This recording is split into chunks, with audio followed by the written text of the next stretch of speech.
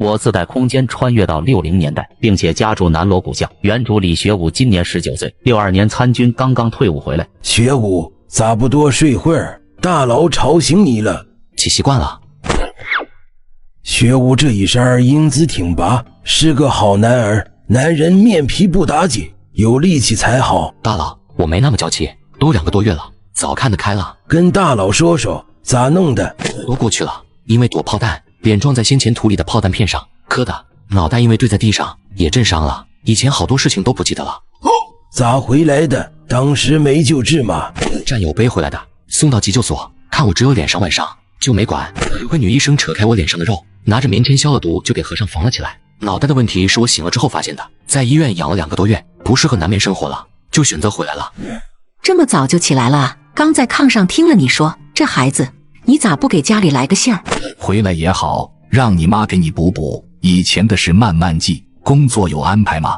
离得那么远，去了也不方便，就没写信。工作部队已经安排好了，按转业正常安置。刘英看着这个二儿子，早忘了他以前的调皮捣蛋，只觉得心疼。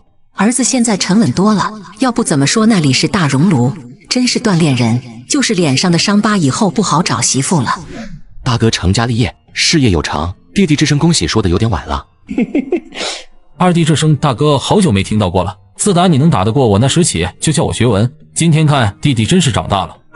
自己这个前身究竟多霸道，连大哥都害怕自己。谢谢大哥关心，弟弟年少不懂事，这次脑袋还受了伤，以前的事多不记得了，还望哥哥不要在意了。真的不记得了？张亚楠还记得吗？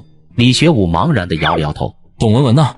李学武还是摇头。王亚娟、王亚梅，那姐俩人记得不？许慧芝呢？看来你真的不记得了。那你怎么记得咱们家人的？家人我也不记得了，是战友讲了一些，我收拾书信了解了一些，籍贯信息也了解了一些，回到家对号入座才知道。这会儿李父回来了，气氛一下子就冷了下来。忘了就好，以前的事就忘了吧，难得糊涂。狗改不了吃屎。看来这个家里父亲李顺对自己的态度很是不好，可能跟前身的往事有关系。母亲是心疼自己的。你大哥结婚，家里没有多余的地方住了，早点把工作定下来，早点找房子搬出去。他能住哪？你咋这么狠心呢？我对他够可以的了，工作定了就分家出去单过去。走的时候不是说了这辈子靠自己吗？有志气还能回这个窝？他爸，这冰天雪地上哪找地方住去啊？狼行千里吃肉，狗行千里吃屎，有什么能力过什么生活。老二当年也混，去了山里不也活下来了？说的是你二叔，现在在东北吉省林业局工作，你婶婶是铁路局的。你二叔每个月都帮你爸收药材，平时都是火车带到车站，你爸去接回来，你奶奶和我炮制好，有的卖到药房，有的你爸放假时到下乡看病就带着卖了。你们辛苦了。分家是早晚的，大哥是要养老的，跟着我们一起过，家里的东西都是他的，你工作了就分出去，你三弟工作了也分出去，过好过赖全由你们。您说的对，有能耐吃肉，没能耐看人家吃肉。虽说以前的事都是不记得了，但做过什么我都跟着，工作我早去安排，得信儿了我就搬出去，这几天我交伙食费。说着就拿出20块钱和30斤粮票到桌上。你咋还这么混？你是你爸的儿子，他养你教育你是应该的，你不用谢他，也别怨他。当时送你去当兵是怕你出事，咋还跟你爹较劲儿？快收起来！李顺把钱票一呼噜收进口袋里。拿着，为什么不拿着？19岁了，我19岁都背着药箱子跟着我爹去看病了，还能让他白吃老子的？别担心，还有呢，提干后津贴不少呢。吃完早饭，李学武就去街道办理工作的事情。学武回来了啊！三大爷，你这出息了，你爸说你提干了，咋突然回来了？这老头早上还倔强的撵自己，骂自己，感情早跟人家吹自己了，受伤转业了。三大爷，您这是钓鱼去？就这点爱好，今天没有课，在家闲不住，怎么样？跟我去溜溜。我可没您的耐心和技术，祝您旗开得胜，我还有事就先走了。刘主任您好，我是95号院李顺家的二儿子，我叫李学武，2年前从您这儿走的，今年因伤转业回来了，按照离队时的安置方案，让我先到街道报道。哥，你就是李医生家的那个，他二儿子啊。前年你爸还从我这帮你转的档案，前段时间部里来人交代过，快坐下喝杯水。我爸今天忙着出门了，只能我自己来了，这是我爸提前安排好的，说是刘叔叔是他好朋友，让我给刘叔叔带个好。哎呀，李医生客气什么嘛，这多大点事呀，平时都是一起坐着的，这多不好，赶紧收起来。刘叔叔，这我可不能收回来，我爸说给他朋友的，您要是想还给他，得等他回来。你小子出去了2年还是那个样，年上毛，比猴都精。行了，酒我就收下了，跟我去派出所把户籍落下。这边证件、粮食本、副食本先让他们办着，等我领你去落实了工作，咱们回来正好领。那感情好，刘叔叔您辛苦了。我自带空间穿越60年代，并且成功入职红星轧钢厂，还住进了晴满四合院。接上集，刘主任带着李学武来到第3轧钢厂。这是咱们第3轧钢厂杨厂长，这是我们接到的转业安置人员李学武。厂长您好，我是62年高中毕业后入伍，63年火线入党提干，受伤时是正排长，头部受伤经检查仅造成失忆，无其他损伤，因不适合相关条件，选择转业，有1等功奖励2次，2等功奖励1次，愿意服从街道和工厂的安置，请您审阅我的材料。这样的，你是军干转业，就按照安置办法施行，我们有义务接收你。再因为你是立过战功的，这是光荣的，我们厂正是需要你这样的人才。下周1就来报道吧。谢谢厂长，很高兴加入轧钢厂这个大家庭。3天后就去报道上班吧。你爸回来告诉他，2瓶汾酒可不够，你家的虎骨酒最少5瓶。好嘞，谢谢你嘞。刘叔，我爸那儿还有虎鞭酒呢，你要不要？滚蛋！你刘叔壮着呢，那酒留给你爹，给你生小弟吧。李学武走到街巷口，拿出报道证看了一眼，职务是保卫处保卫科保卫干事。怪不得刘主任说2瓶汾酒不够，张口就要虎骨药酒，就是不知道这保卫干事能挣多少钱，够不够自己独立后的花销。你是谁？怎么进院门了？是院里的住户，进院门为了回家呗。你是李医生的儿子？是，刚转业回来了。您是？我是后院许大茂的媳妇儿，我叫娄小娥。李学武哪里不知道她是谁？富婆，奶生奶气奶的大小姐，后来跑去港城的，走前还与院里傻柱来了一场即时恋爱。嫂子好。哎，你进去吧，我出门了。那回见了您。3大妈，你是学武吧？听你妈说你回来了，长高了，真出息了。您客气了，3大妈。天冷我回屋了。对门的2小子回来了，当年可混的一个人，你见着躲着点儿，别往边上凑合。再混还能比傻猪混啊？傻猪那是傻，这李家2小子可是混，上学时就不学好，带着一群半大小子打群架，惹是生非。以前长得还算好看，四处撩拨，最后惹着茬子了，让他爹撵去南方入伍了。没想到才2、3年又回来了。一听着婆婆这话是说给自己听的，嘴上应付着，哼，好看能有多好看？好看还能当饭吃啊？不知道，以前俊着呢，总领着小姑娘回家玩，家里管不了，自己跑出去撒野，一天天不回来。你说好看能不能当饭吃？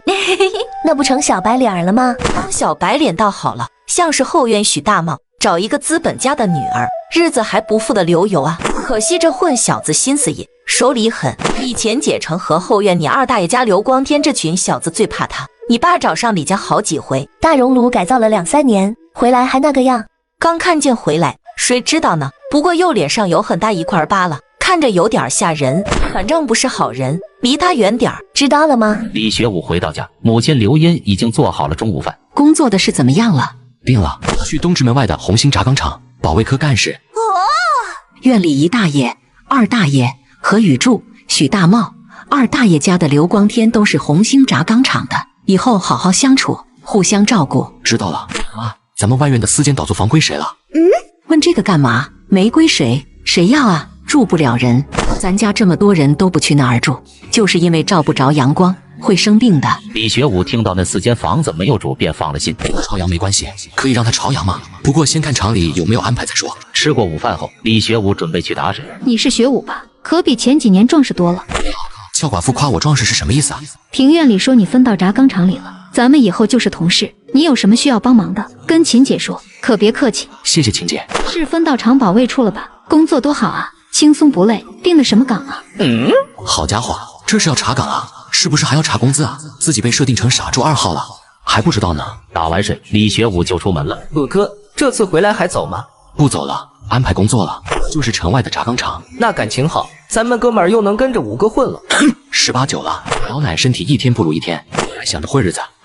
沈国栋发现眼前的5个与昔日的5个不太一样，锋芒更锐，却又稳如泰山。鲁哥，自打你走了，我们的日子一年不如一年。我念书不行，出来就在粮库扛粮食袋，或者赶上火车站招临时人手去卸火车皮，一车没给2毛钱。二孩，大壮呢？老彪子没帮你？大壮折了。怎么折的？老彪子跟着他三舅搞鸽子似的摊儿，刚开始从乡下收鸡蛋和小米到城里来卖，后来他三舅看倒票更挣钱，就撺掇老彪子找几个人跟着他一起干。老彪子不说他三就是怂蛋包吗？他的主意你们也敢信？是老彪子心动了。自打你走后，我们没了主心骨儿，后海那边我们不让去了，街上那群崽子都不招呼我们了。老彪子的果儿也蹬了他，这不是想搞点钱过营生吗？带长在屁股上的东西，那特么也叫果，那特么叫仓果。刚开始都来我们这换，不知怎么的，有一天让人家堵住了，对方7个人，我们这边4个，老彪子他三舅撒丫子就跑，我们3个被堵在里面了。大壮带了叉子，囊了2个，其中1个当时就没了，但是没2天大壮还是被查到了，第2个月就折了。大壮家就剩他老娘和妹妹了，咋过活的？还能咋过活？我们养着背。大壮没了的消息传回来，老彪子的三舅给家里送了50块钱，言说每个月都给10块钱养着他们。这孙子还有点良心，现在干嘛呢？又干回老本行。大壮担了责任，对方也都跑路了。现在老彪子在倒腾鸡蛋小米儿，他三舅配合着他，还兼着倒票，不过不敢干的那么大了。带我去找他们。哥，大壮折了，我们都很伤心，但是老彪子也不是有意的。在49城有这么一个集市，白天空无一人，可一到晚上就人山人海，而且每个摊位上并没有任何货物，却只摆放着一盏灯。原来这就是黑市，因为被清理的吓破了胆，摊贩们也都鸡贼起来了。比如卖米的只在灯下放一小把米，遇到想交易的就熄灭灯，就带着客户往后面巷子里的家里交易。接上集，李学武和沈国栋来到黑市。我走前怎么告诉你的？你就是这么照顾弟弟的？此时跑过来一个人。兄弟哪片混的？我是这片儿文三，给个面子饶过我们一次。仨是吧？给个面子是吧？饶了你，谁能饶了我兄弟啊？我送你下去问问我兄弟饶不饶你啊？人都死了，装模作样给谁看？学五哥、五爷爷，真不关我外甥的事儿啊，是我迷了心窍，惹了大祸。你要杀就杀我一个吧。知道为什么打你吗？老彪子没有回答。打你是因为自己不长脑子还连累别人，打你是出事没有担待，打你是因为出老事没有安排。猪脑子啊！我错了，我知道错了。别撒猫尿了，花收了，找个说话的点儿。我刚回来，也不了解情况，先前收煤的活没了。你走了，他们也不带我们玩了，煤车肯定是跟他们交易了。我们去了几回都没见着人。先前的李学武带着这帮小子跟煤车司机串通，每次都装得满满的，然后在城外卸下10几大筐，再卖到住户家里，靠这个养活了几人。你们先坐着，等我想想办法。煤车那个就不要再想了，累不说，还不挣钱。我想折弄点吧，咱们几个看看干点什么安全的活计。五哥，我听你的。哥，我听你的。学我也想跟着你混。什么话？管你叫三舅，你咋能跟着我混？你看我这样，到哪闲你就当。不是你跟着我混，是你帮着我们，我得上班，还得是三舅你照看着他们。多谢，那我这摊还干着，挺好。咱们做大做强，再创辉煌。文三立马跟李学武讲了几人现在做的事，又讲了散货的方式方法。李学武大致了解了，无非是倒买，这样做风险有点高，无论是物件还是票据，货源还不稳，容易落下尾巴。而且摊上卖的小来小去的，能养活几个人？文三儿也很着急，现在想钱都想疯了。现在市面上什么最值钱？肉，什么肉都行。现在都是有钱的没有票，有票的舍不得吃，舍得吃的买不着。行了，我来想办法。我分配到轧钢厂了，这几天要去上班。等我找好渠道和方法，咱们再行动。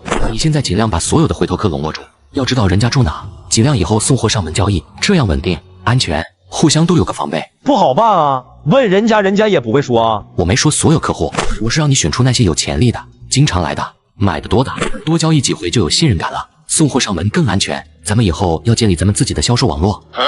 什么网络？就像蜘蛛网一样，千百根线都在咱们手里汇聚成一根线。送这次货的时候约定好下一次货，一次赶着一次。你想要的东西都送进门，他们还能出来吗？不出来他们也不知道价啊，知道价也更青睐于更安全啊。真是嘿，这样是不是就那个垄断？把田垄从中间断开，我们就是中间的环节。我们去客户手里拿订单，再去周围这些人手里收，我们就赚这里的差价，同时还能卖我们自己的东西。嗨，这感情好，但是客户多了怎么办？咱们忙不过来啊。你想上天啊？能笼络住50家常下单的就够咱们吃的了。我到时候会给你们找个面上的营生打掩护，这个以后再说。老彪子和沈国栋虽然听不懂他们的对话，但是感觉很厉害，一知半解地点着头。行了，今天晚了，这几天安顿好了我再过来，记住我说的话。李学武提着桶往中院去打水，却碰到了轧钢厂的电影放映员许大茂。大茂哥，大礼拜天的，这么早啊？以前这李学武可不跟我说话，这次回来怎么这么客气？昨个儿就听说你回来了，还安排进了轧钢厂保卫科，什么时候上厂里上班啊？得明天，厂里让周一去报道。这小子进保卫处是真的了，也没听说老李家有什么跟脚儿啊。妈，柴火没了。街上有卖柴火的，等一会儿听着点。听见吆喝声，赶紧出去。一捆柴火5分钱。得嘞，中午和晚上先凑合用棚子里的柴火底子吧。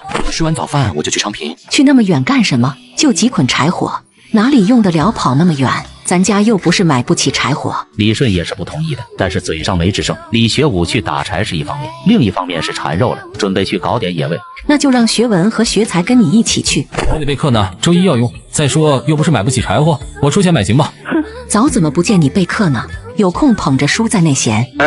我今天得跟爹刨这药材呢。妈，几步远的路啊，就那板车，我再带着2个。我是打柴还是郊游啊？行啊，天黑前准回来。吃完早饭，李学武就准备出发。大宝提了一把扎枪放在车上，又拿了赶土枪递给李学武。拿着，山上不安全。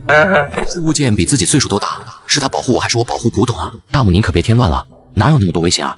进了山我才是危险源。劳驾，山里的野猪住哪？那谁知道啊？问村长去。可不就是得问村长吗？村长就是信息收集中心啊。李学武来到村长家，村长，附近有没有野猪？想搞点肉食。野猪凶着呢，你可别乱来，凶起来比老虎都凶。再年我们都不敢进山朝呼，你这单枪匹马的就想搞肉。村长，这不是家里饿急眼了吗？实在没办法了。野猪山里有，每年春天都下来祸害庄稼，下套才能弄到。可这时候上山10成力气也没了4成。见李学武态度坚决，村长不再劝，沿着外面山坡上去，进了林子，沿着林业道往前走，看见山坳拐进去，里面应该有，可能都泛滥了。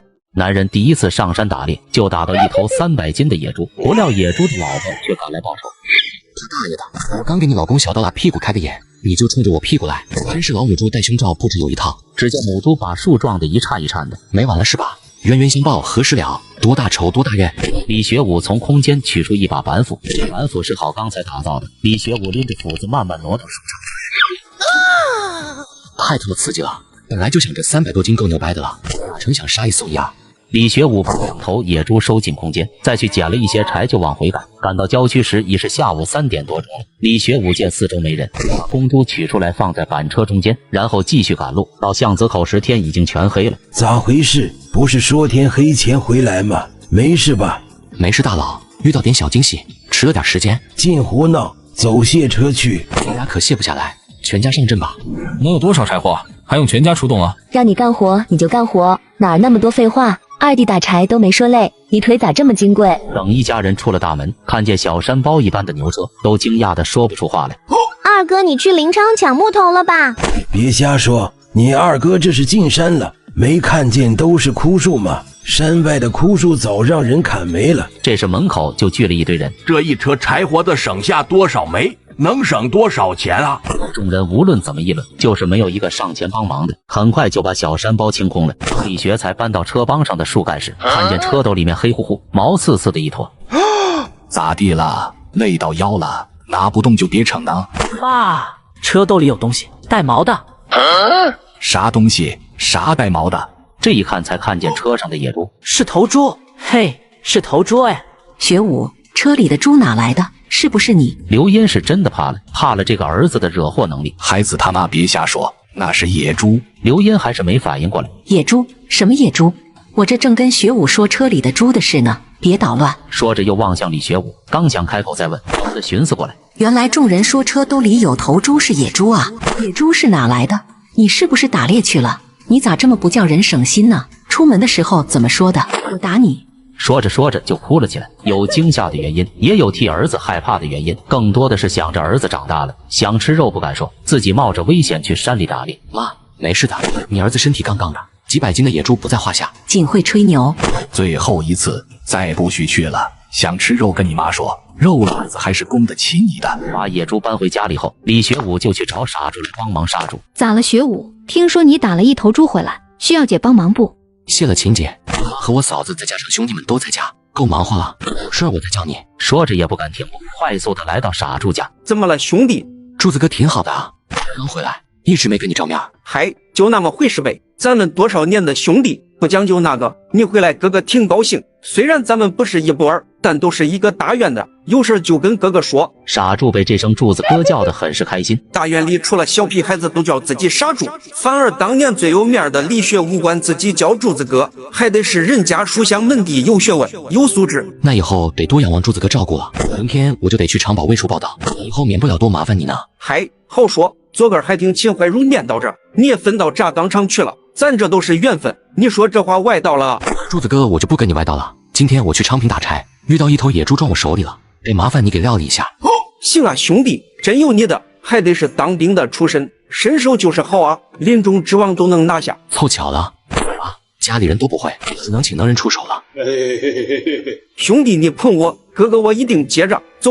看看去。李学武领着傻柱进了屋子，大锅的水也烧开了，就等着开膛破肚了。傻柱一进来就跟李老太太、大佬李顺打了声招呼：“兄弟，你这可够狠的！”猪皮太厚，还沾着松油和印泥，口腔都不一定能打透。我就一杆扎枪，只能往软地方招呼了。还得是你们家这种大锅哈，小锅可推不了猪毛。柱子，你老奶是东北人，习惯了大锅大炕的生活。所以咱们家生活习惯都是东北的习惯，俺可是老北京人。妈妈，我想吃野猪肉。妈妈，我也想吃，我也想。赶紧吃饭，哪来的猪肉？不，我就要吃肉。李二巴拉打了一头野猪，我们都看见了。野猪，我们看见了。打了那么大一头猪，也不知道能出多少肉呢。刚才傻柱不是去帮着杀猪了吗？你怎么没去帮忙？帮了忙怎么也得给个几十斤肉。看看我孙子都馋肉吃了，我倒是想去，人家也得用啊。我张口就让李学武给否了回来，人家人口多着呢，哪里用咱们帮忙？他不让你去，你就不去啊？你进了门，他还能给你撵出来，带回10斤肉都行啊。秦怀茹是知道自己婆婆一贯作风的，还10斤猪肉，也不怕傻了舌头。现在城里人过年都不敢说买10斤猪肉，得了吧您，还10斤呢？一头猪能有几斤啊？那李家可9口人呢。去了骨头皮都不够他们自己家吃的，都是一个大院住着，街坊四邻的，他们家能好意思自己吃，也不怕噎死。反正不给咱们家，我就去外面说道去，看他们家怎么做人。你不怕刘英和李老太太撕了你的嘴，你就去闹。再说上次棒梗肚子疼，人家李大夫给治的都没要钱，给李家闹翻了，看以后谁帮你。秦怀茹，你怎么向着李家说话啊？我可告诉你啊，李老李家远点。尤其是李老二，那就是个坏种。还说呢，谁教棒梗叫李学武是李二巴拉的？这不是找打吗？院里都这么叫，奶奶教的。吃你的饭吧，叫他巴拉怎么了？他不是脸上有疤了吗？以前的小白脸，现在的二疤了，这就是报应。你可离他远点儿，不能做对不起东旭的事。妈，孩子们在这呢，你说什么呢？我说什么你心里清楚，别以为我不知道你那点小心思。昨天晚上你跟那个李二说话，我都看见了，骚贱样。棒梗看着妈妈哭，对着贾张氏说道：“我妈不是你说的那样，奶奶你怎么这样呢？”行了，别跟我这演戏了，一会傻柱回来一定带着肉回来，给我抢回来，我孙子想吃肉了。秦怀茹听见婆婆的话，默不作声，心里已是同意贾张氏的话了。李家一定不会让傻柱白忙活的，而傻柱只有一个人，也吃不完。妹妹都高2了吧？李雪只是轻声嗯了一句，傻柱也不在意，知道李家家教严，姑娘养得跟旧时代大小姐似的，儿子不是学问人就是医生，即使李老二土霸王似的，也是高中毕业撵去当的兵，不然也是个大学生。柱子哥别在意，我妹面小。李雪，以后见到柱子哥主动说话打招呼，别没有礼貌。嗨，都这样，姑娘小时候跟小子似的叽叽喳喳的，等大了都学会注意了。我妹妹雨水也这样。雨水的亲事定了吗？上次听姨大妈念叨着说是对象是骗警，还没信儿呢，工作也忙，我拿妹妹主意正，不用我管。这时李家门外站着一群人，解成、解放、解矿回来睡觉了，明天不上班上学啊？刘光谦、刘光福2个兔崽子跑哪去了？找打是不是？赶紧滚回来！没见过猪肉啊？人家请你了吗？你就给人家站岗去。三大爷也是挨个儿子给了一脚，尽给我丢人现眼，没出息的玩意儿！没去吃肉啊？衣服穿好了怎么回来了？把晚上的剩菜和窝窝头热一热。在这饥荒的60年代，人家3天饿9顿，他家却顿顿有肉吃，甚至猪吃的都是白面馒头。原来李学武为了家里能吃上肉，独自上山猎的2头大野猪，接上鸡。柱子的手艺我是尝过的，不比国宴的水平差。刘英，你可得跟着柱子学2手。李叔，您捧我了，没什么，都是平常手艺。柱子可不是谦虚的人啊，怎么在叔叔这儿还谦虚上了？当年你爸走的时候请过我们，那次就是你掌的厨，我是记忆犹新啊。嗨，那都多少年了，多亏李叔您照顾，头疼脑热的也没收过我钱，跟您这儿我可不敢拿的。你爸走的时候托我们照顾你们兄妹，我就这点手艺，能帮你的也就那么多，只当你感念。他爸要不要去请院里的几位当家的过来吃饭？算了吧，都这个时辰了，都吃完饭了。刘婶，你没听刚才2大爷、3大爷训孩子的话，不愿意呢？不愿意就不愿意呗，又不是求着他们。不一会，李家众人开始享受这美味的杀猪饭了。按照礼节请客吃饭，家里女眷不能上桌，得去屋里吃，不和客人在一桌。这李家真是热闹，就属傻猪喊得欢。热闹是他们的，我什么也没有。不吃了，吃饱了。这老倔头儿就会折腾我。就在这时，李学武和傻猪2人起身去厕所，就看见一个人蹲在门外的冻肉呢，拿着一把小刀准备割肉。我不管你是谁家的小崽子，今天你敢割一块肉，我就把你的小鸟割下来补在上面。如果补不够，我就卸了你的大腿补上。是秦寡妇家的大小子，小名叫棒更，别逗他了，走吧，去厕所，回来接着喝。你拿着刀干嘛去了？你咋惹那个活土匪？活该挨吓唬，别哭了。这个杀千刀的，有东西自己吃的吆五喝六的，就不知道接济我们孤儿寡母的。割你2块肉怎么了？我孙子馋了，还没都搬走呢，够给你们面子了。二哥，你这是要干嘛？给院里个家分点。他们都那样说了，怎么还分给他们？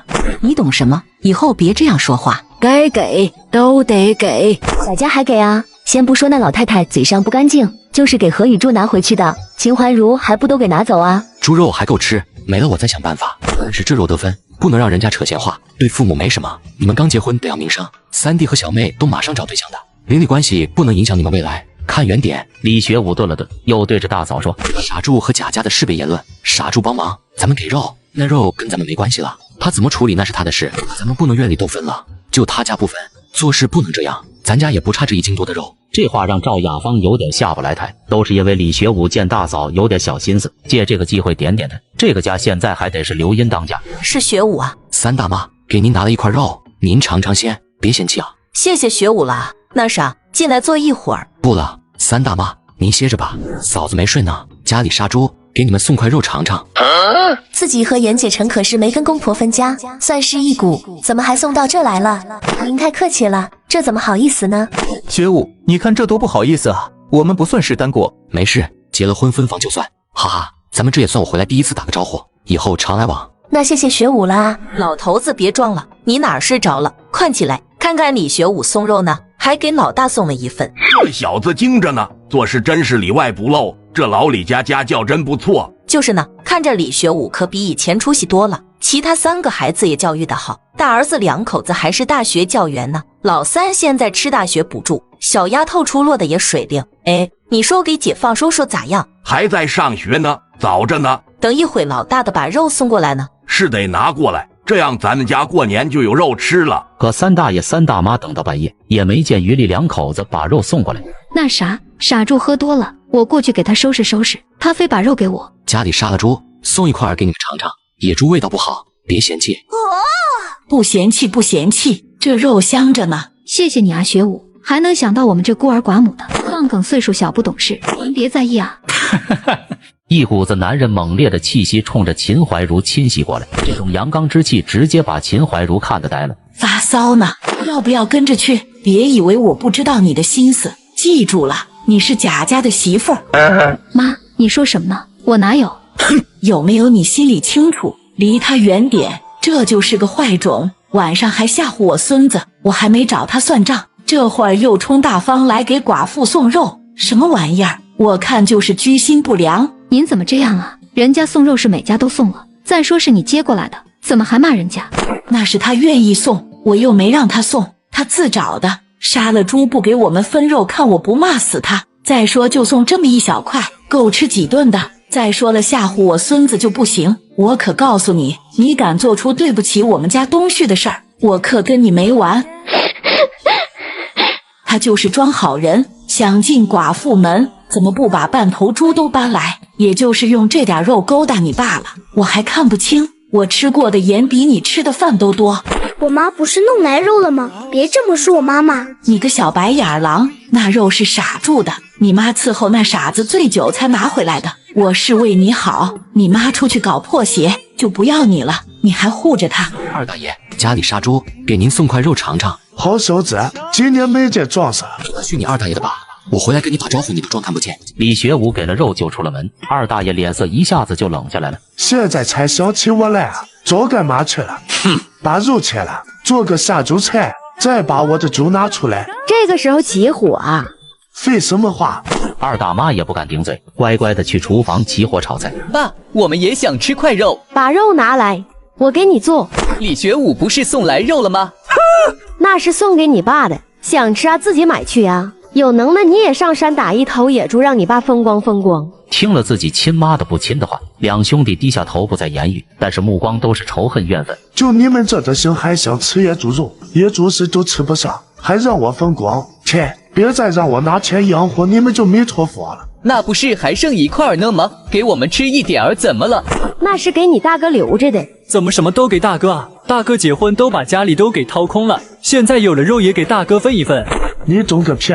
你大哥现在是干部，就是能吃肉。什么干部啊？就是一个小办事员。不一会，李学武把肉给各家送完后，后天把卤货装一袋，再把猪头砍一半，肉拿上20斤，赶着下班给大嫂家送过去。知道了。不用那么多，拿点肉就行了。李学武没接大嫂的话，对着李学文又说道：“再拿2瓶酒，就在门口供销社买瓶装的汾酒。”你这是干嘛？先前我说的话，大嫂别在意。我大哥书呆子，新姑爷第1年上门拜年，手轻了不行。嫂子，你跟我哥一块回去，天黑不好走，住一宿再回来。学武，你这是干啥？我有票呢，咋能要你的？谢谢二弟，嫂子娘家今年总算是能见着肉了。你有是你的，这是我的心意，收着吧。结婚我也没赶上，你弟弟给你就收着，跟你弟弟还客气。赵雅芳早就想提给娘家送块肉的想法，见小叔子提出来，感激的眼泪都掉下来了。哭个啥？知道你家里苦。学武不说，明天娘也是要给你家送去的。他是你弟弟，谢他干啥？别哭了。赵雅芳家在乡下农村，供出一个女大学生很不容易，家里还有3个弟弟。再想想爹单位有几个领导，无论大小，挨家挨户送5斤，关系好的同事送3斤。你爹他们单位好几个领导呢，非亲非故的，送他们干啥？净胡闹，哪能在单位里搞这一套？我成什么了？爹才40岁还能进步呢，医术这么好，卡在4等12级2年了都没动静。再说同事之间哪有不走动的？娘您别心疼，按人名统计好，你和学才明天下午跟着我爹一起去送。学才以后要当医生，离不开爹的人脉，先去认个门。我自带空间穿越60年代，并且成为红星轧钢厂的保卫干事。续接上集，今天是李学武第1天报道。材料带了吗？哪分来的？谁批准的？材料带来了，杨厂长介绍来的。李学武故意说的含糊，但杨厂长却是让李学武来人事处报道。原来杨厂长已经考察完，定了分配方向，还是干部岗保卫科干事。保卫干事是工人身份向干部转变的一个进阶职称，也可以是保卫里面的骨干，一般不是干部身份。而李学武的保卫干事却是干部岗。这年轻人不得了，看着也就18、19岁哟，小伙子蛮精神的。这中年妇女打开李学武的档案看了看，还是前线的勇士呢。中年妇女让李学武填写了几张表格，收了几张1寸照片，拿着表格出了门。行了，你的岗位是保卫科干事，因为你是正牌级转业，又是高中生，还是前线立功勇士，按照杨厂长批示，工资等级定在国家机关工作人员工资标准的25级，科室原级。看来接到刘主任的力气用对了，明显给自己说了好话，上岗就是科员级，是很多人一辈子的奋斗目标。虽然有战场拼命的原因，但是也算是高起点了，更何况工资每个月37块5，算是高工资了。走吧，带你去见一下保卫处副处长和处长，再带你去见一下主管保卫处的李副厂长。李副厂长点名要见你呢。我姓谢，我就在人事科工作，有事儿就来找我，别怕麻烦。今天实在麻烦大姐了，等工作安排好一定表示。厂长，小伙子就是李学武，刚刚转业，阵前立功的勇士，文化水平虽然比不得您，但还是高中毕业的呢。首长好，我是原猛虎团侦察排长，受伤转业，现在向你报道。好啊，我们厂正需要你这样的人才啊！厂里的保卫工作也需要你这样的专业的、有素质的退役干部参与。我看以后可以多多接收像李学武这样有素质的军事人才嘛。更何况李学武还是退役干部呢。厂长的意见提得好，回去我可得跟我们科长好好传达您的指示精神。咱们厂保卫力量实在不成样子，这正是我们需要像李学武这样人才的原因嘛。学武啊，到保卫处好好干，争取尽快做出效果，做出成绩来。是，请首长放心，保证完成任务。有朝气，好好干出成绩。这小伙子太上道了，表情和语言抓得很到位，还不乱说话，是个好苗子。前世几十年的起起伏伏，李学武总结出一句话：如果你是一个草根，那么就找一棵大树遮风挡雨，不然总有一天你的一身傲骨和全部轻狂会被寸寸敲碎，然后摆放在盘子里，还要摆出一副讨喜的样子。现实大抵就是那柄锤子。副处长李学武，我给您领来了。首长好。出了部队就不要叫首长了，叫职务，别站着坐下说话。先前谢科长跟我提起你是转业干部，阵前立功的勇士，负伤转业，这么小的年龄没有继续留在部队可惜了，但是也别气馁。是，处长，我会转变心态，服从上级领导，保质保量完成任务。你还是保留着优良的作风呢，这很好，要保持住，咱们退伍不褪色。学武，你可得跟咱们副处长多沟通，多学习。咱们副处长也是转业干部，转业前还是营长呢，可比你这排长高多了。首长同志，原猛虎团侦察营侦察一排排长李学武向您报道，请指示。李学武同志，原铁血团2营营长，现红星轧钢铲保卫处处长傅斌向阵前立功勇士致敬，希望你在保卫处的工作继续发扬一不怕苦二不怕死的精神，继续为祖国贡献力量，奉献青春。是，保证完成任务，向首长致敬。你们人事处这次可是给我们招了一个好兵啊，我得感谢你啊。可当不起您感谢，这都是我们应该做的。我回去就传达您的建议，让我们科长以后多多接收退伍和转业干部，尤其是像学武这样的。就是应该这样嘛，他们纪律性强，品质好，不怕苦，不怕死，都是好样的啊。您说的对，意见我一定传达到。那我们就不打扰您了，我带着学武去保卫处上岗。小战友好好工作，保卫工作一样出成绩，有什么事可以来找我。董处长，我给您送新兵来了，这是新来的保卫处干事李学武，高中学历，转业干部，家里是医学世家，父亲是中医院的医生，大哥大嫂都是大学教员，3弟是医大学生，妹妹也读高中了，他们兄妹几个都是咱们厂中学考出去的，李家的家教很是出名呢。很好嘛，说明咱们厂的学校还是出人才的嘛。李家个个都是高学历，看来你父亲文化水平很是不一般啊。家父学自祖传的医学，祖上都是耕读传家，父亲的书房藏书很多，我还读得少，不及我大哥和3弟。哎，慢慢来，你才多大？19岁，只要有坚持看书的习惯，那阅读量就不会低。学武，你得多跟董处长沟通学习。董处长家学渊源，是咱们厂乃至工业部都是有名的大才子，一杆子文章是上过大报的。你这学历也得加强学习。董处长家的韩大姐是首都钢铁学校的主任，你可得抓住机会多多沟通嘛，争取也得是大学文凭。你呀，真是嘴上不饶人啊！我们家韩老师可是念叨你为啥不去找他，看你下次遇到他怎么被收拾吧。那感情好，我在服役的时候也是文化兼并，文章也上过几次军报，就是文笔差一些，感情表达总是摸不到点子上。简单说说。于是两人很是一番交流，两人越说越起劲。董文学对李学武来了兴趣，告诉了李学武地址，要他这个星期天去家里坐坐。那我可就打扰了，好不容易遇见2位名师，可得抓住机会，能让董老师和韩老师联合教导，我的文学素养还不跟上大学了一样啊。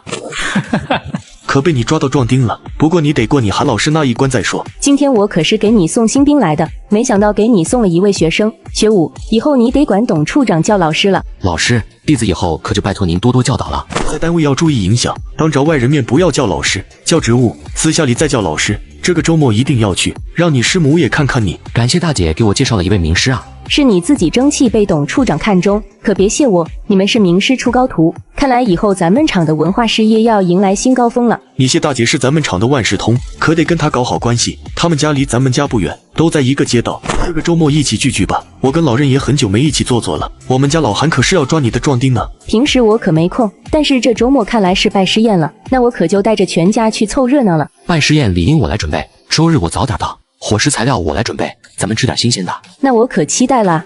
上班了，家里有什么困难没有？老师，我们家住在南锣鼓巷附近，院里多是咱们厂职工，我们家有9口人，实在住不开了，咱们厂能不能给我分个房子居住？我得单立户出来，不然我得天天睡在八仙桌上。这个事情的解决，学武是立过功的，现在还是干部岗的保卫干事，家里住宿条件恶劣，是应该优先解决的。是啊，虽然现在房屋安排紧张，但是学武这样的工人应该优先安排吗？咱们厂的宿舍实在太艰苦，不然就让学武住到宿舍了。宿舍不合适，人员多太吵闹，不适合文学创作。学武还是干部，应该安排更好的。老师，街道给咱们厂职工安排房子很是不容易，现在要过年了，也不好让您为难，也不好让街道为难。我们院里的倒座房空着没人住，您看能不能跟街道商量一下，把倒座房分给我，这样我照顾父母也方便。倒座房可不像羊，住久了容易生病。只要街道允许我对房屋进行改造就行，就是打几个窗户而已。学武有心了，行，我这就给街道王主任打个电话，他们治安巡逻正求着咱们保卫处的厂护卫队呢。提到护卫队，我想起来了，以后你要把民兵和厂护卫队管起来，别人管我不放心。是。董文学立马给街道王主任打去了电话，很快就把事情说好了。谢谢老师照顾。你叫我老师，跟我还客气什么？再说你家里实在是困难嘛，你父亲养你们一大家子，要好好孝敬老人。老师教导的是，我不愿意住得远，就是为了就近照看父母。很好。我可没时间陪你们师徒俩在这耗着了。怎么着？是我送学武去保卫科，还是您安排？我给王进东打电话让他过来接人，你忙就先回去，咱们周末再好好聊聊。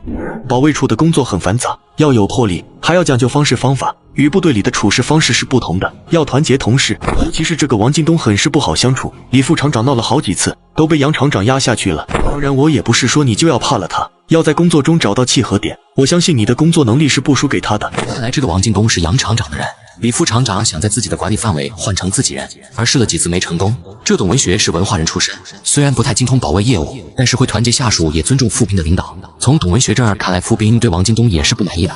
这里现在偷盗情况严重，包括食堂、车间等各个部门，你可以从这方面入手。家里没有保卫科的帮助是得不了手的。董文学说的这么明白，李学武哪里不知道该怎么做啊？老师请放心，在南边我可是侦察兵，专门抓蛇头、抓特务、是尖兵，只要他们伸过手，我一定能揪出他的老鼠尾巴。男人下班回家，却被5个陌生人团团围住，甚至将他挂在墙上1天1夜。还有2个小时15分钟下班，今天下班前你不交代，那咱们就得等到明天了。你特么谁啊？想学洪崖洞迫害工人，我要去告你！想告我？呵呵，也得等你从这里出去啊！在这里我说了算，这里风挺凉快，你就在这好好清醒清醒，想明白是认错罚点钱好呢，还是拒不承认？等我把你送到局里面给你开除的好。想套老子，白日做梦！你就是打死我，我也不会认，那就是别人陷害我。还有，我舅舅是厂后勤仓库主任，我在这待不到下班，你就得请我出去。等我出去了，我要是不把你打出律师来，我就算你没吃过韭菜。哼，你还有什么更厉害的关系说出来，我看看你后台有多硬。胡进步也不再看，歪头看向窗户。李学武也不在意。胡生，把门锁好了，除了我的命令，谁让开门都不给开。你跟魏彤就在这换班守着，这小子不喊你叫爷爷都别搭理他。原来胡进步下班回家，偷带了厂里的紫铜弓箭，被李学武抓个正着，所以才有了之前的一幕。李学武，你怎么办的？谁让你把胡进步挂在墙上的？李学武不搭理他。王进东指着李学武的鼻子说道：“现在证据不全，咱们无权审问，赶紧放人。仓库主任投诉到厂长办公室去了。”我知道仓库主任是谁，厂办大门冲哪边开啊？想放人可以啊，案件材料上我要写上我不同意，但是只要你保卫科长签字我就放人。好，那你自己跟着厂办去解释。我再问你，王卫东是什么意思？谁叫你打人的？你有什么权利打人？有什么权利开除人？没什么意思，整顿队伍，保卫工厂，打他那是爱护他，怕他那张嘴说出更惹祸的话。我是护卫队长，我就有权利开除他。至于开除出工厂，还得等我一会儿去处长那边汇报一下王卫东说的话。你别血口喷人，我告诉你，别以为有处长撑腰你就敢胡作非为。保卫科我说了算，王卫东我保定了，我说的。哼，无论是保卫科还是保卫处，甚至是轧钢厂，都是党和人民说了算。保卫科不是你王进东的，今天王卫东我开定了，你王进东也留不住他，我说的。好，那咱们走着瞧。我靠的铐子，谁要敢解开，我卸了他的腿。王进东，你他妈什么意思？正主儿在楼上，我是管不了了，有能耐你们找去吧。老弟是新来的李学武李股长吧？我外甥不懂事让人暗算了，你这对他上刑不太合适吧？一麻袋成品铜剑说是车间偷出来的傻子都不行，当质检科是傻子呢？一定是仓库流出来的，不然这个仓库主任不可能心急火燎的跑过来。李学武指着桌上的案件结案报告，这儿去找王进东签字，再找董处长和副处长签字，再签上你的字。厂办的，那厂办你也签字，等签完了字到我这里认。你这是什么意思？乱用私刑给我来这套？刘秘书，你看看这是什么治安鼓掌？主任只是叫我来了解一下情况，这字我没法签。我要去告你，我还不信没有天理了。顾可说完直接走了。李学武对着刘秘书说道：“案子有些眉目，很复杂，希望刘秘书理解。我就是来了解情况，回去我会跟主任汇报的。既然这样，就不耽误你们办案了。我回去了。”自己的时间只有1周，必须拿出成绩，不然厂领导对自己的关注期就会过去，自己来保卫科的目的也会传播开，到时候不好立足不说，王进东对自己还有了防范。李学武正在睡觉，就感觉有人走到自己头顶。队长别开枪，是我呀，刘福生，那小子招了。招了就招了，你特么叫我不会推我，脑袋伸到我头顶干嘛？我特么还以为哪个娘们进来亲我来了。黑灯瞎火的，我知道您住在哪。说吧，零件是我拿的。哼，谁特么问你这个了？你要是不想说，别耽误我睡觉啊。说，我都说，但我说什么？我是治安股股长李学武，退伍前抓特务的，我到这第1天就能抓到你，而且是我审你。你说你得说什么？偷零件用得着半夜审你吗？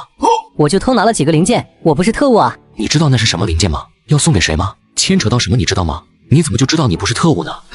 不关我的事啊，我就是管运送的。我舅舅让我把零件带出来，送到东直门外机修厂旁边的小仓库里，每个月给我分钱。我可不知道这是机密零件啊。机密告诉你还叫机密了吗？相关的还有谁？你一个人带不过来吧？门卫能放过你？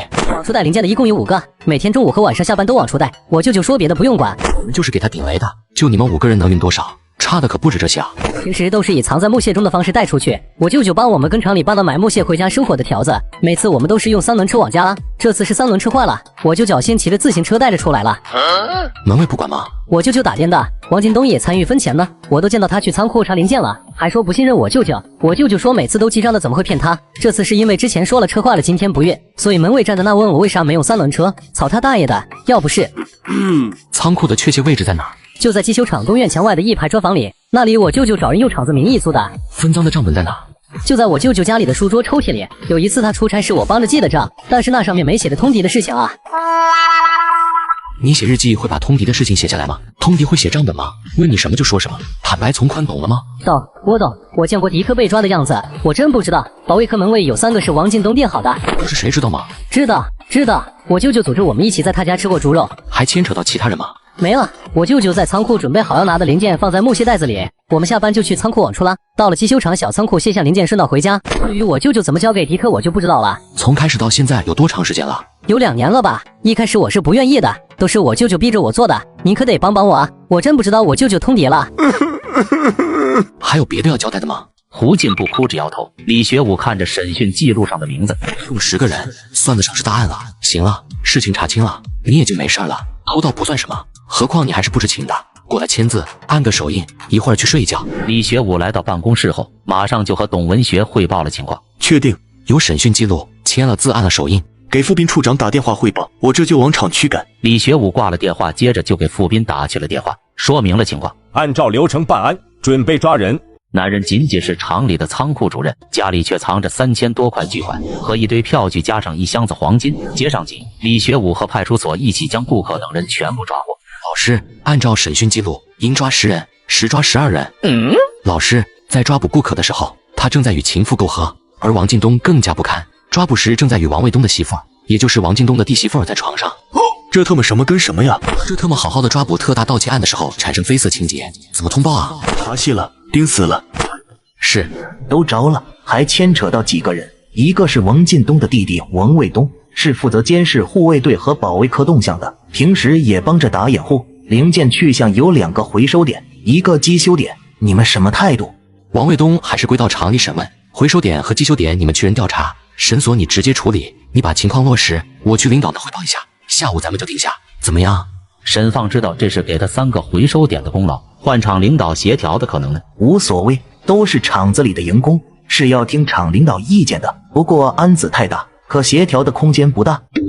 王进东跟弟媳妇儿那个没法定罪，他弟媳妇儿上赶着，王卫东主动提出送过去的，最多落一批评教育。李学武把记录看了看，好家伙，前后2年，涉案金额1万多元，要出大乱子了。李学武先是给董文学打了个电话，就带着审讯记录去找了傅斌。傅斌看了很生气，这次轧钢厂自我检查，妥善布置，一举揪出了厂子里的害虫。这是厂领导目光灼灼，保卫处指挥有方，治安股和厂护卫队行动果决，成功破获了11乘18特大盗窃案的最终胜利。厂领导早就对损耗大，保卫力量不足不满了。我没想到事情发展到这个地步，保卫处里出了害群之马，我的错啊。顿了顿，又说道：“芷兰谷是好样的，顶住了压力，办实了案子，没得说，你确实是个好兵。走，跟我去向李副厂长汇报。”蛀虫啊，蛀虫！承前避后，治病救人。厂长，您发现了问题，副处长及时处理了问题，这就很大程度减少了损失啊。我有责任啊，要是早发现就好了。是保卫处的责任，没有守住轧钢厂的财产和物资。要是早有李学武这样的人才，怎么会出现这么大的篓子嘛？咱们都要检讨啊！靠，跟自己有什么关系？可不能关联上。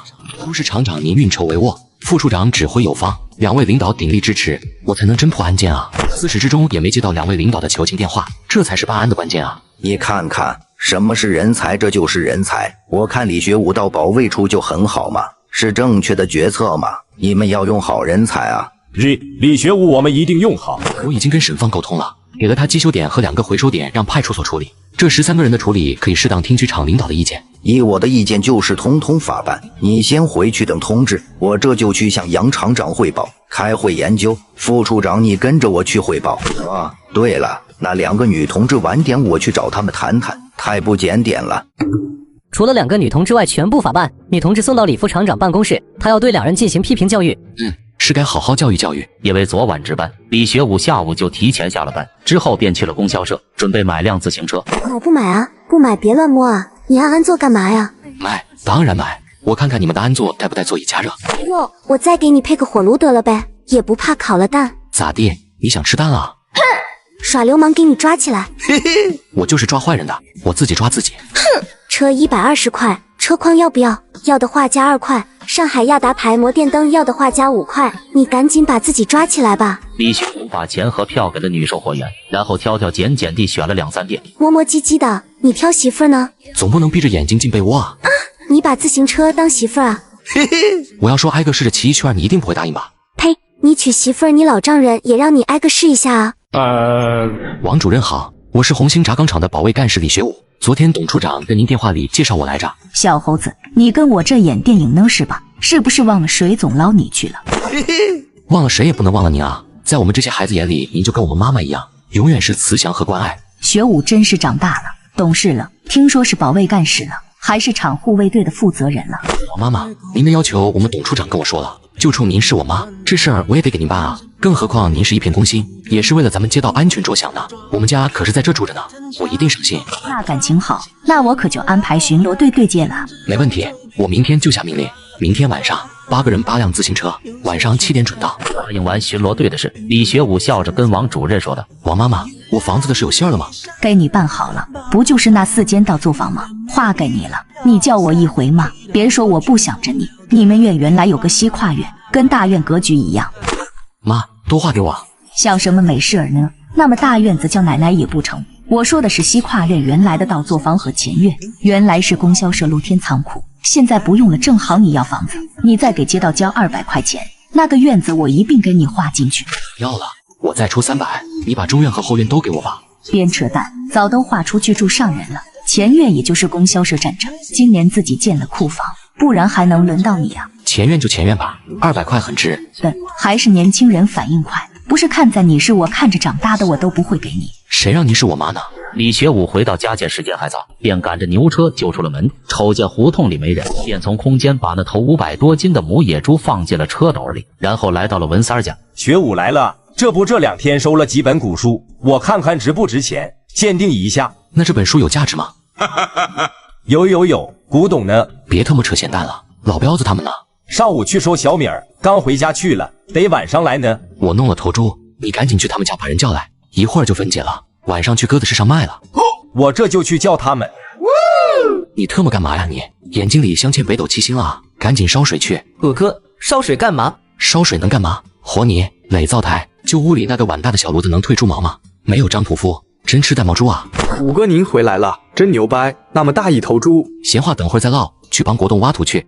我自带空间穿越60年代，并且成为红星轧钢厂的保卫干事。上班第一天就成功破获了重大盗窃案。续接上集，在轧钢厂食堂的傻子将小鸡一分为2，一半装进自己的饭盒，一半装进碗里，然后浇上鸡汤，就成了一道经典的小鸡炖蘑菇。就在这时，有个小孩在偷偷的倒酱油。小子，偷公家酱油，跑！谁？谁呀？你是不是找死？徐大茂，我发现你这人啊找打，我打秦寡妇的儿子，你凑什么热闹啊？有前门不走你走后门啊你！甭美，傻猪，知道谁请哥们儿来的吗？厂长。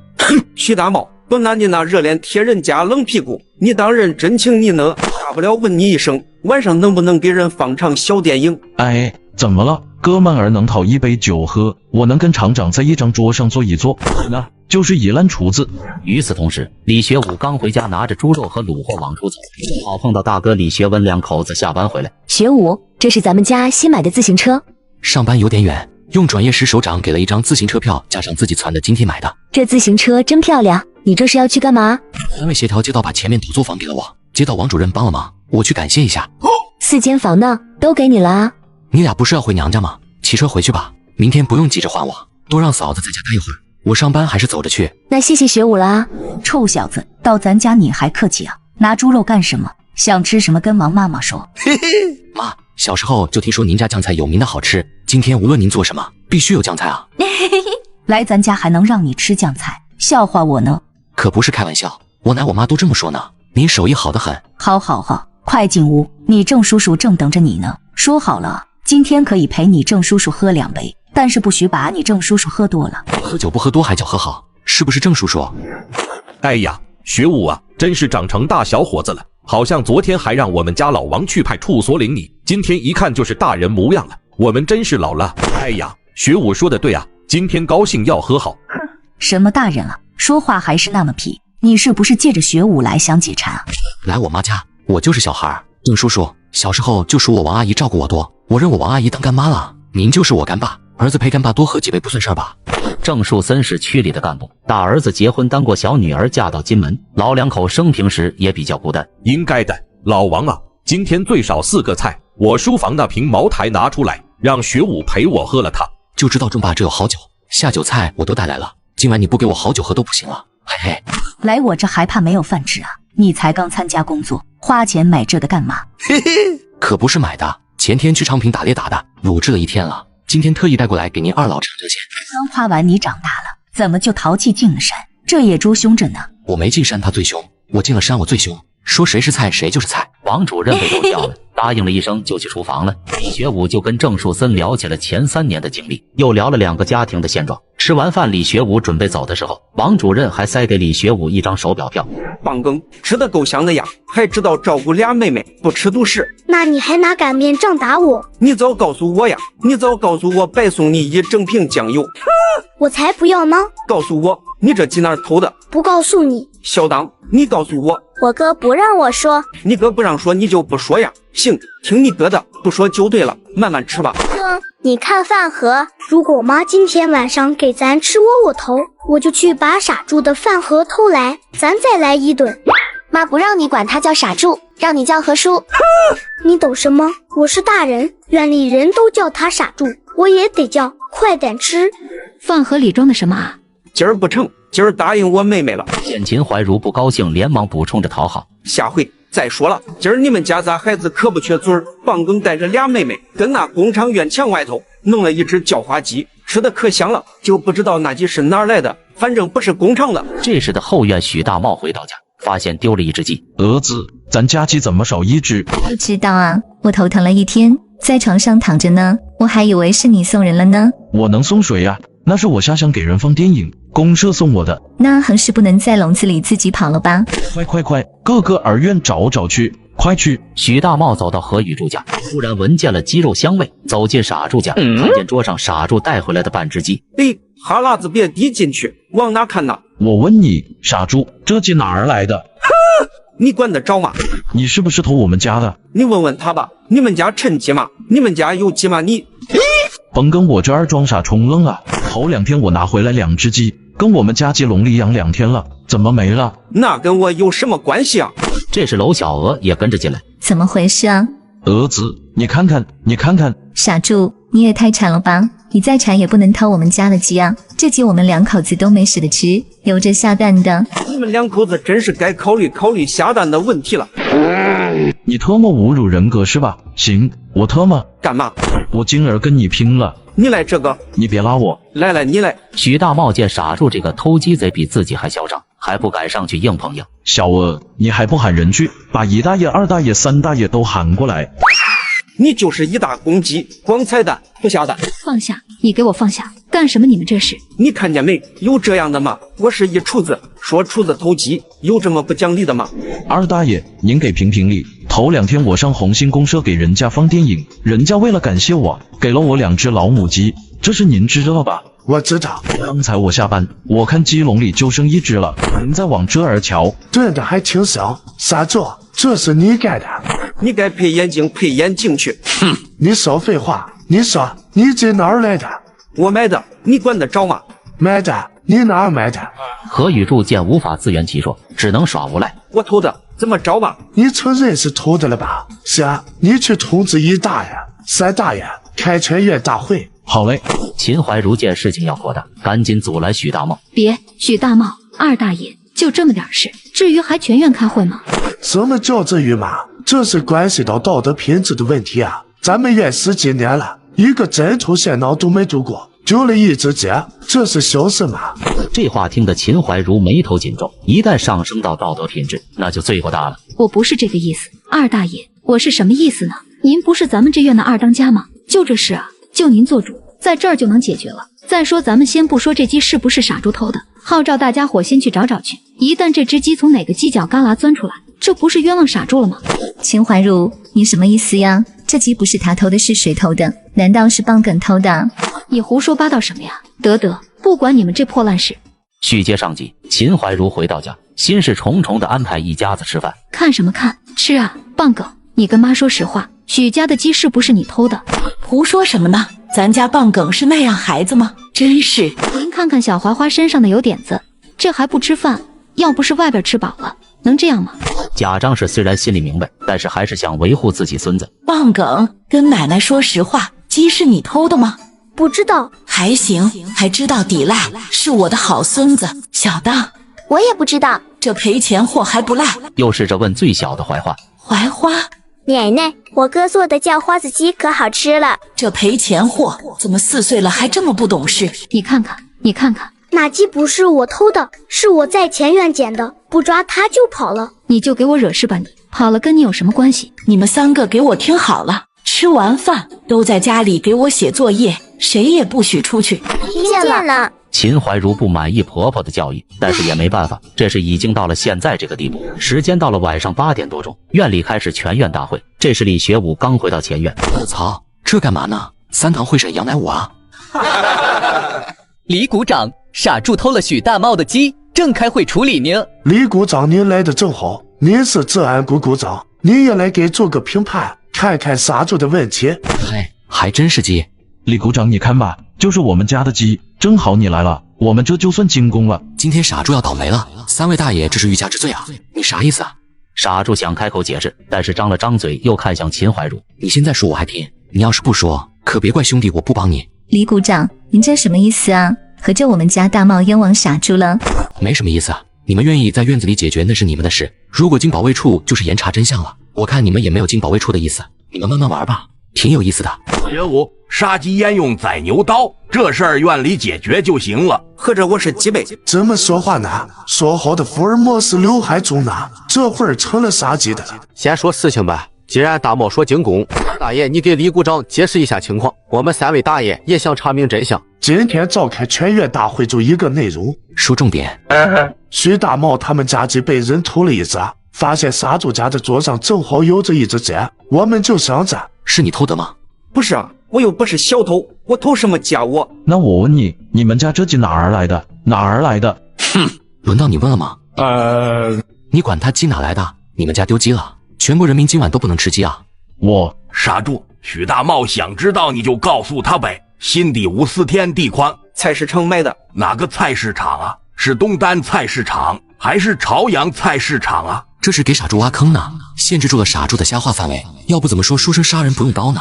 朝阳菜市场啊，这就不对了。从咱们这儿到朝阳菜市场，你就是坐公交车，往返最快也得40分钟，还不算你那个买鸡宰鸡的功夫。你什么时候下班的？傻猪被问得哑口无言了。这个也许还有一种可能啊，就是这家不是徐大茂他们家的，傻猪是我们第3家工厂食堂的厨子，也许是傻猪从这个食堂带回来的。这话听着是帮傻猪解围，实则是确定傻猪更大的罪名。何宇柱当然不愿意承担这个责任。别往那扯，偷他一只鸡没事，偷工厂一只鸡那叫盗取公务，就不带着开会了，就全场开批斗大会了。少扯这个。那看怎么说了，你每天下班提留一网兜，网兜里装一饭盒，那饭盒里装的什么？三大爷，你说傻猪没时间买鸡，一定是有问题的。也就是说，你是支持傻猪偷了鸡的观点？是啊，来路说不清，可不就是偷人家许大茂的吗？李学武对着许大茂问道：“你家的鸡是公鸡还是母鸡啊？”当然是母鸡啊，那是我去红星公社放电影人家村干部送给我的，我还留着给我媳妇儿下奶用呢。你确定是母鸡？确定。可桌上的是只公鸡啊。娄小娥，你们家公鸡母鸡都分不清，怪不得不下蛋呢。徐大茂该不会是不会踩蛋的母鸡哈？你混蛋你！哼，二大爷，您说傻猪的鸡是从轧钢厂出来的，你有什么证据吗？没事，今天您说出来，我这就去了他。我操，兄弟你杀疯了！我是自己人啊，我是傻猪啊！二大爷也有些懵，自己3位大爷都按啥时候用过证券啊？自己3人一出马，小小自行惭愧，必然俯首帖耳，认罪认罚。您是老同志了，说出来的话是要负责任的。一个院住着，怎么能那么说何宇柱呢？那他每天的饭盒是哪来的？哼，你管得着吗你？你是老师啊，还是民警啊？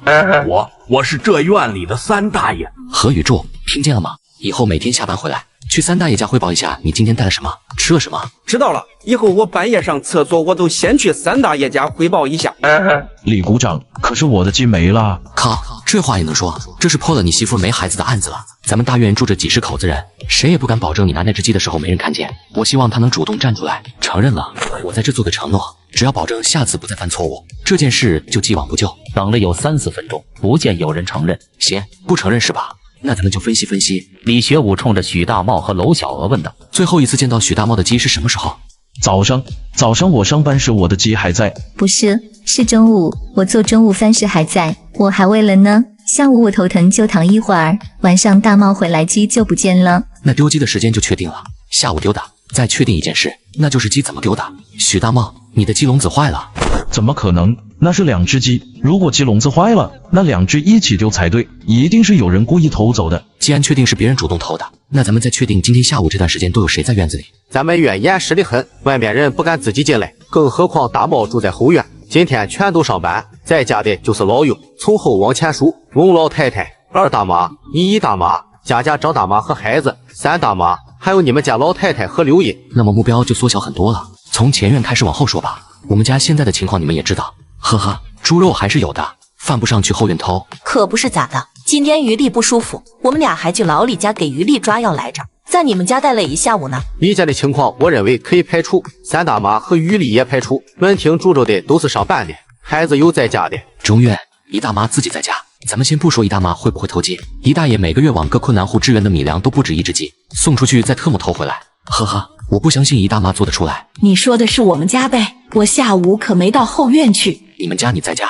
棒梗和2个孩子也在家，咱们暂且不说你家，说说后院。李学武指着中院说道：“除了1大爷家和贾家，就是每个月都不怎么回家的何雨水，还有暂时排除了嫌疑的何雨柱。至于后院龙老太太，还没激有劲儿呢，可以直接排除。咱们说2大爷家。”先说到自己家，刘海中坐直了身子。这2大妈按理来说最有可能偷鸡。李学武，你血口喷人。2大爷，你坐下，听学武说完。你急什么？2大爷是7级钳工，1个月84块5的工资，就养一个老伴儿2个儿子。2大爷的酒可是常年不断的，2大妈想吃鸡也不会等到今天才偷。就是平时大茂带土特产回来，送2大爷家都不收，就只有3大爷抢着要。李股长去治安股，我就觉得是对的。领导不可能把没能力的人安排上去，以后谁再说李股长不胜任的话，我跟谁急。现在只剩下个家的小孩子了，去把孩子们叫来，我问问。那个学武啊，我们家孩子都睡觉了，明天再问行不行？不行，才8点多，平时这个时候就属你们家孩子闹得欢，怎么今天就睡觉了？不是心虚吧？许大茂，你放屁！别人家都同意叫孩子去，凭什么你不同意？没天理了呀！保卫处欺负人了呀！我们家要被逼死了呀！